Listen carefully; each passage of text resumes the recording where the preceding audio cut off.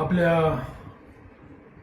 महाराष्ट्राचे माजी विधान परिषद विरोधी पक्षनेता अंबाजी दानवे साहेब यांनी आमचा ड्रायव्हर जावेद याच्यावरती जटवाडा येथील जमिनीच्या संदर्भात आरोप केला होता।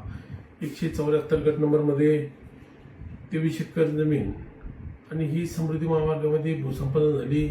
जवळपास 1150 कोटीचा त्या ठिकाणी अपहार केल्याचा या ठिकाणी अंबाजी दानवे यांनी आरोप केला होता।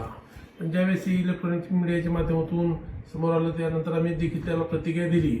पण या ठिकाणी त्यांनी जी तक्रार केली होती त्या तक्रारीच्या अनुषंगाने अंबाजी दानवे जे म्हणणं होतं 174 गट नंबर, पण या ठिकाणी आम्ही आपल्याला इलेक्ट्रॉनिक मीडियाच्या माध्यमातून या ठिकाणी सांगितलं होतं का जटवाडा किंवा जोगवाडा या ठिकाणी 174 गट नंबर अस्तित्वात नाही।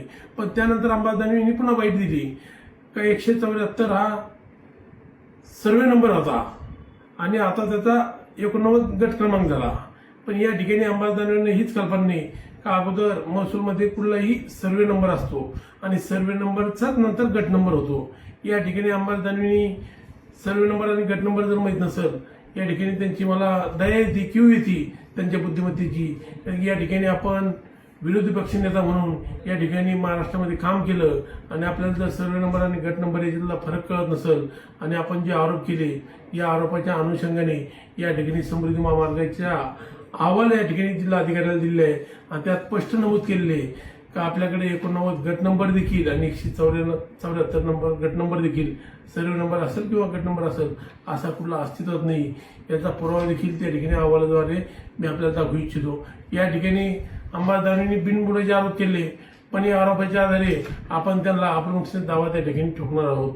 कारण की या ठिकाणी ड्रायव्हरची नोटीस त्यांना तामील केली आणि खासदार संदीपान भुमरे साहेब यांची देखील अपनुष्य दावा त्यांच्या ठोकणार आहे, त्याची देखील वकिलामार्फत त्या ठिकाणी नोटीस तामील आपण करणार आहोत। अंबाजी दानवेंनी जे आरोप केले हे अभ्यासपूर्वक आरोप केले पाहिजे। हे फक्त कोणीतरी अर्ज दिला आणि त्या अर्जाच्या अनुषंगाने आपण मीडियाच्या माध्यमातून आमच्यावर आरोप केले। कारण की आपल्याला कल्पना आहे या ठिकाणी महाराष्ट्र विधिमंडळाचं अधिवेशन चालू आहे आणि अधिवेशनामध्ये आपण कुठेतरी इलेक्ट्रॉनिक मीडिया चॅनलच्या माध्यमातून जनतेसमोर आलं पाहिजे। तर मग आपण बिनबुडाचे आरोप त्या ठिकाणी केलेले, यात पुरावा कुठला नाही। आपण जे सांगितले होते या ठिकाणी माझ्याकडे खमंग पुरावे, या ठिकाणी मी फक्त खमंग ढोकळा ऐकलेला आहे। खमंग पुरावे कोणते हे आपण समोर आणावे ही आपल्याला विनंती करतो। निश्चित आपल्याला याचं उत्तर हे न्यायदेवतेकडे न्यायालयात आपण नुकसानीच्या माध्यमातून त्या ठिकाणी द्यावं लागणार।